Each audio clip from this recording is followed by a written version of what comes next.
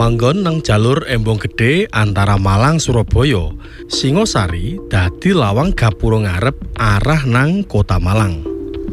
Gelek disebut dadi salah siji kecamatan sing pertumbuhan ekonomi paling dinamis nang wilayah Malang Raya. Wilayahe duwe landscape sing akeh maceme. Mulai omah penduduk sing padet, area persawahan ambek kawasan industri. Singosari diubengi panorama pegunungan sing asri. Nang ereng-erengan sisih lor Kabupaten Malang ana wilayah desa sing nyimpen sejuke hawa ambek akeh maceme tradisi. Desa Randu Agung, Kecamatan Singosari. Randu Agung dikenal dadi desa sing warga masyarakate blater guyub rukun. Kenal rek, aku Cak Subadi sing jange ngeterno awakmu kabeh blakraan nang Desa Randu Agung, Kecamatan Singosari, Kabupaten Malang. Dulur, ya apa kabare? Tak dongakno rezekimu akeh, awakmu sehat. Saiki blakraan tak jak nang Desa Randu Agung, Kecamatan Singosari, Kabupaten Malang. Ono apa ae nok Randu Agung, semaan terus, ojo nganti lali. Nang Desa Randu Agung, seni tradisional gak cuma dadi warisan teko leluhur, tapi wis nyawiji mili nang tengah-tengah masyarakat ket biyen sampai saiki. Dulur, menika Pak Wito, Ketua Dalang Kabupaten Malang, sesepuh nggih. Nah, menika Pak Wito menika mungkin saged menceritakan tentang punden-punden sing ana Desa Randu Agung. Boten nggih, Pak? Saged nggih, monggo. Ingkang setunggal nggih menika punden Mbah Surajaya. Oh nggih, nggih. Terus menika Mbah Surajaya menika rumiyin niku dados yang perjuangan Diponegoro, utawi sejarahipun Untung Suropati. Untung Suropati. Nggih. Pak Wito nika nggih gadah wayang nggih, Pak Wito nggih gamelan ya. Jadi peralatan untuk dalang ini lengkap. Lengkap. Jadi bukan hanya sesepuh tok, tapi barangnya ya ono, bekas dalang ya. Pelaku seni. Tempat latihan juga. Tapi latihannya Jawa Timur, Malangan. Ya. Nek iki buktine sesepuh Desa Randu Agung Pak Wito gak cuman ngomong tok, beliau iki sing masih ngerawat wayang dan gamelan dan seterusnya peninggalan budaya Desa Randu Agung, Kecamatan Singosari. Tepak dulu. Gamelan nang Randu Agung gak cuma sak perangkat instrumen ae, tapi dadi simbol gotong royong urip bareng-bareng. Masya jaman wis terus berubah, Desa Randu Agung sik tetep njaga warisan tradisi nang bantere arus perkembangan modern. Nang jagat pewayangan, Hanuman ngadeg jejeg beda ambek para kesatria utawa dewa. Duduk menungso, duduk dewa sing jangkep, tapi jalma putih teko bangsa kethek sing oleh kanugrahan digdaya sekti mandraguna. Hanuman duja gak merga sekti, tapi duwe ati sing tulus. Desa Randu Agung dadi potreke keharmonisan antara alam, budaya ambek masyarakat. Panggonan sing nyimpen riwayat sejarah terus njangkah gawe masa depan. Perjalanan jange nang salah siji panggonan keramat nang Desa Randu Agung ana kesan sing beda gawe sapa wae sing jange mrunu. Dalanan desa sing teles ndadekno ciri khas hawa perjalanan nang wilayah Desa Randu Agung.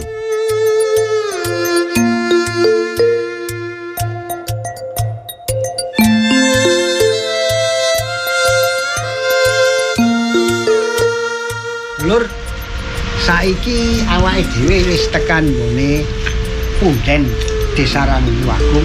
Salah sijine Punden Desa Randuagung sing ana nang Singosari.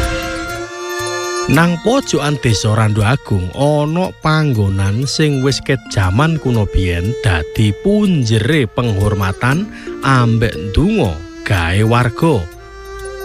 Punden Surajaya.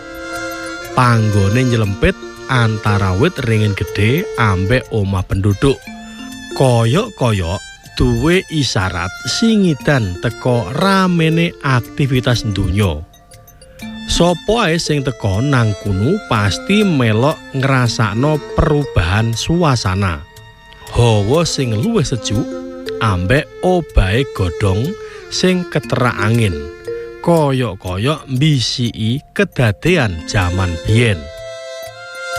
Mbah Surajaya itu sing babat alas Desa Randuagung jaman semono. Ya iki wong sing berjuang untuk mendirikan Desa Randuagung. Jadi ini sing terkenal lho ngene Desa Randuagung Singosari Malang. Punden Mbah Surajaya iki kepitung gak amba nemen, tapi duwe kekuatan hening sing khas. Watu maesan sing mancep nang pesarean loro iki dadi saksi dawae riwayat sejarah kedadian apa ae nang wilayah Randuagung. Panggonan punden iki dipercaya ambek warga masyarakat kuno. Nek punden Mbah Surajaya dadi titik penting harmonie desa. Panggonan sing ngubungno diri pribadi nang para leluhur sing wis ana njaga lemah Randuagung. Jeneng Surajaya dipercaya teka tokoh kalangan sing dihormati. Pawongan sing wicaksana dadi panutan masyarakat jaman awal biyen. Masio cerita pastiye kecampur antara sejarah ambek legenda. Warga sepakat nek Mbah Surajaya melok njaga kebecikan nang Desa Randuagung.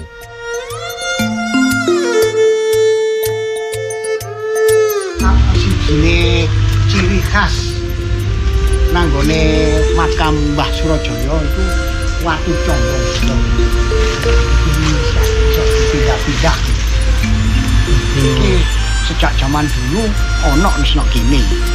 Ciri khas.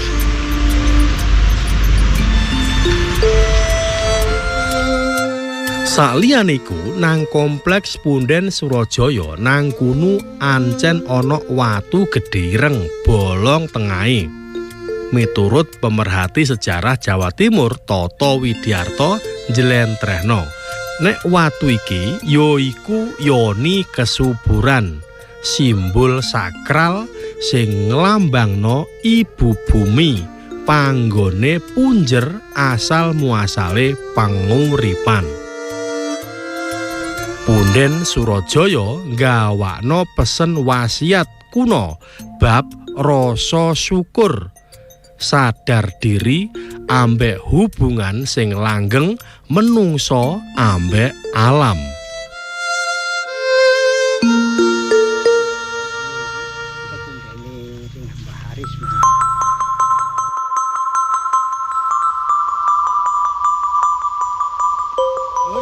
Iki makame Mbah Haris, itu Mbah Kusnan. Ini petinggi sing nomor 1 sekitar tahun 1928. Iki sing ngrubah Kali Getih dadi Desa Randuagung pada tahun 1928.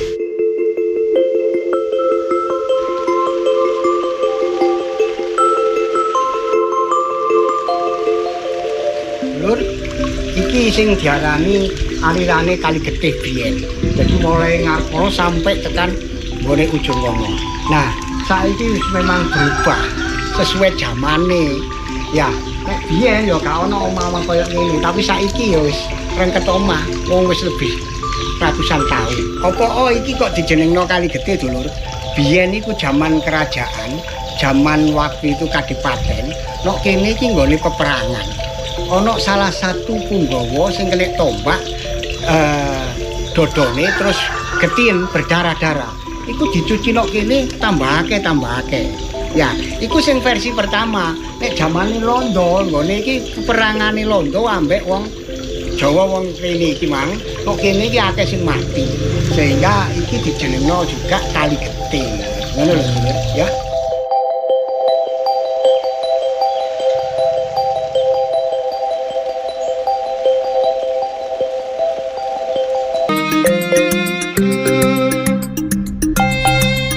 Nang tengah-tengahe padete omah-omah penduduk nyelempit nang gang cilik Desa Randu Agung.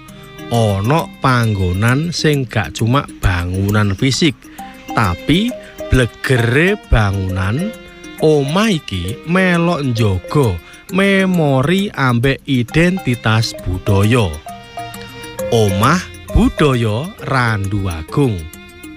Panggonan iki lahir teko semangat njaga ngramut tradisi ambek mbuka ruang gawe generasi nom-noman supaya gak ado teko oyote warisan leluhur. Saiki aku nok nggone rumah budaya, omah budaya. Nok Desa Randu Agung RT 2 RW 2 ya Kerajaan. Nah, iki rumah budaya ini iki fungsine biasane gawe mahasiswa belajar atau mereka itu melakukan kegiatan. Akeh barang antik sebagian teko nggone Sumenep. Nah, iki dulu. Nah, sing iko, iki tempat tidur jineman. Tempat tidur jineman khusus digawe wong wedok atau putri yang belum menikah. Ini jineman 3 dimensi jenenge itu. Nah, nek awakmu kepengin dolen rene, monggo, ini menginepan murah. Sewengi paling mek 50.000 sak mangane iki.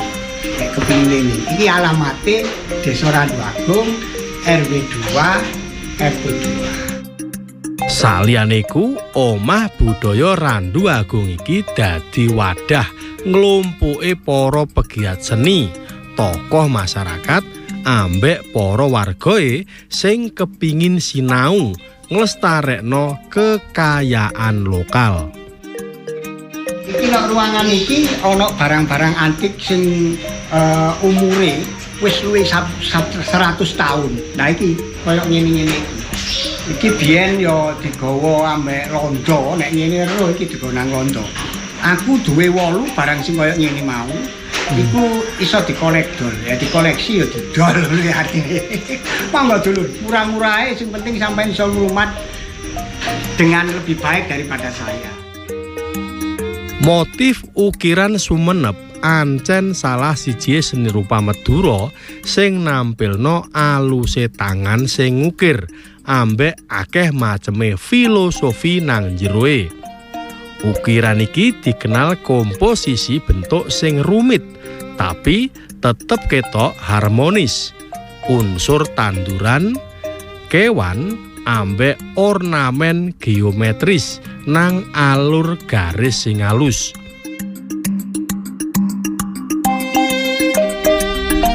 Saliyane iku, nang pojokan Desa Randu Agung ana panggonan destinasi wisata sing duwe ciri khas beda.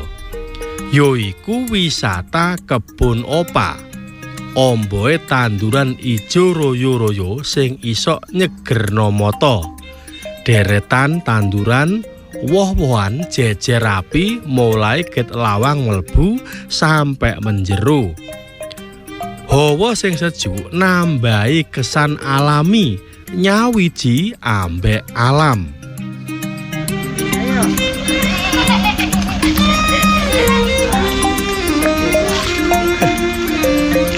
Tulenane.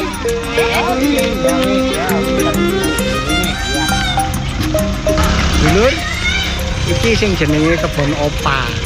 Opa itu kakek itu kegiatannya ya nyenengno putu, nyenengno tonggo-tonggo, nyenengno wong cuek-cuek. Jadi opa itu kakek. Jadi ini adalah salah satunya namanya Deswita Randuagung. Deswita singkatannya Desa Wisata Randuagung, karena 4 dusun ada 4 wisata. 1 Duwita Bosu, Dusun Wisata Gondang Suko, Duwita Raja, Dusun Wisata Kerajaan, Duwita Ratu, Duwita Randu Telu, Dusun Wisata Randu Telu. Nek iki jenenge Duwita Karati, Dusun Wisata Karangkunci. Ada beberapa kampung-kampung tematik. Semua ada kampung tematik. Nek ini termasuk Duwita Karati, kampung tematiknya kebun wini, kebun bibit, kebun opa, kebun ternak kambing dulu. Kebun opa dirancang dadi panggonan rekreasi keluarga sing gabungno edukasi pertanian, wisata alam ambek panggonan dulinan gawe arek-arek cilik. Wisata kebun opa gak cuma dadi panggonan plesir, tapi dadi ruang gawe ngubungno ambek alam. Suasana sing tenang, sejuk, asri, ndadekno kebun opa Randuagung dadi panggonan jujukan plesir keluarga. Saliyane iku, nang kebun opa Randuagung ana panggonan sing nyenirek. Nang gunung ana akeh maceme keris era kerajaan. Dulur, iki koleksi ini nang kebun opa. Di samping rumah joglo lawas iki ana koleksi keris.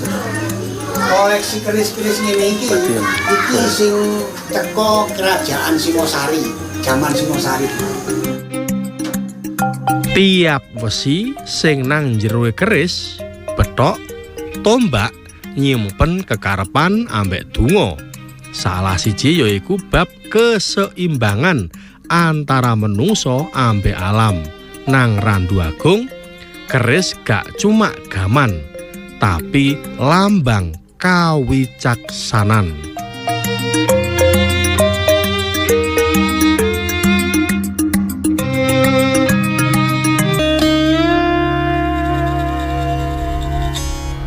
Saliyane panggonan plesir keluarga, Desa Randuagung terkenal ambek inovasi kreativitas wargoe nang bidang UMKM batik Kendedes Indo Batik.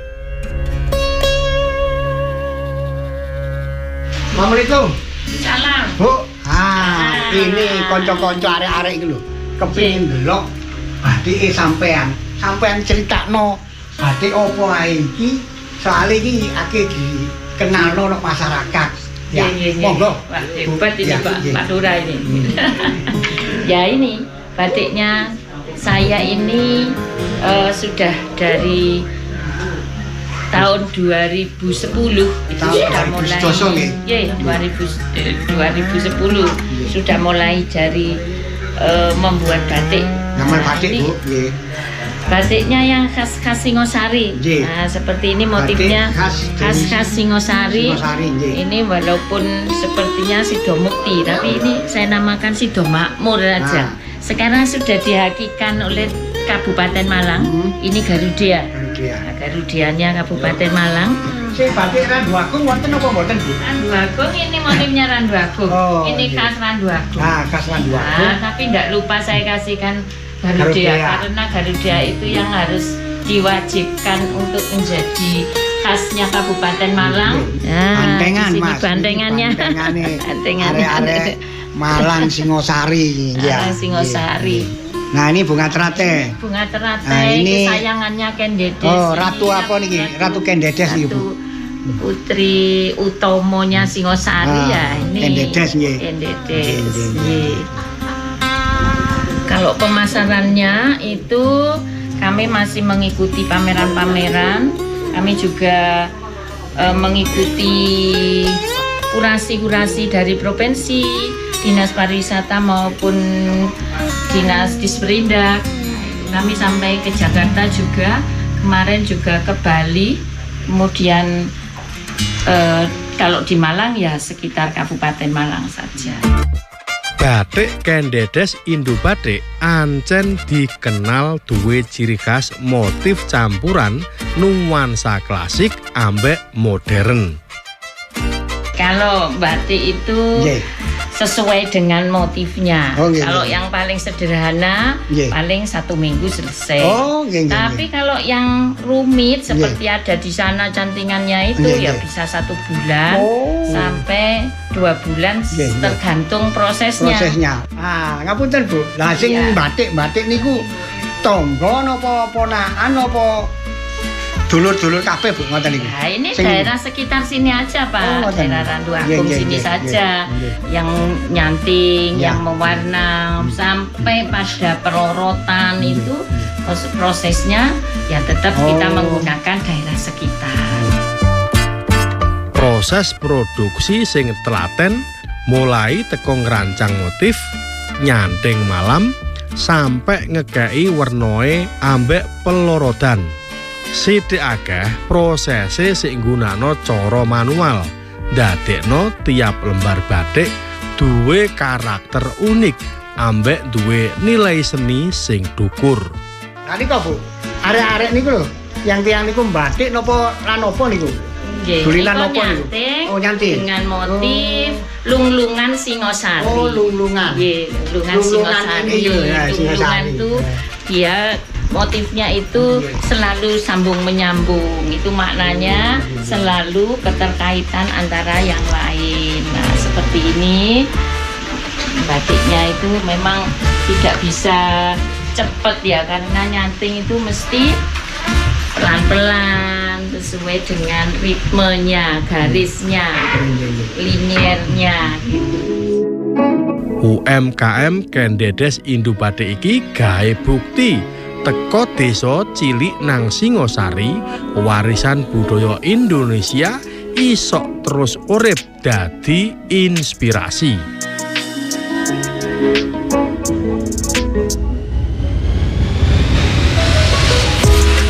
Gaya awakmu sing senengane kuliner opo pas dolen nang daerah Singosari Malang? Ono panggonan mangan sing unik dan gelek gawe jujukan warga rek. Ya iki rek, warung rujak Makbak. Manggon nang dusun Gondang Tengah, Desa Randu Agung. Nek kepingin golek panganan sing enak-enak, iki ana wis 3 turunan. Yaitu paling legend no di Randu Agung.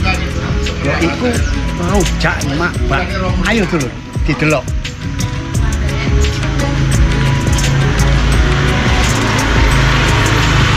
Ayo Mas. Nah iki sing dodol iku wis 3 turunan. Jadi ya itu wong lembu-lembu. Ya, kayak no ya Mas. Ditunggu sih. Ayo. Warung rujak Makbak iki dodolan rujak wis 20 tahun lebih. Pertama dodolan, dodol gorengan. Mari ngono dodolan rujak kikil sampai saiki. Buka dasar jam 09.00 isuk. Jam 2 awan wis kentekan. Lur, iki pesenanku wis dadi. Rujake Makbak. Nek awakmu keluwen, aja lali mampira nang nggone Gondang Tengah, Desa Randu Agung, Singosari. Mantap rek. Ayo. Lah.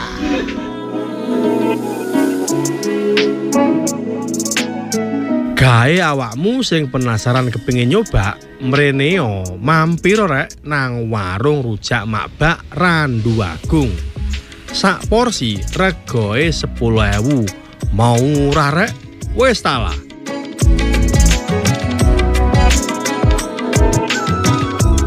Dulur, cukup sakmene blakraan nang Desa Randu Agung. Nek beke awakmu kepingin mrene, kepingin ngadakno acara umpama ulang tahun, umpama pertemuan keluarga, monggo mampira nang Desa Randu Agung. Nek kepingin panganan sing top-top kuliner barang, mampira nang Randu Agung. Dulur, nedha nrimo. Wassalamualaikum warahmatullahi wabarakatuh.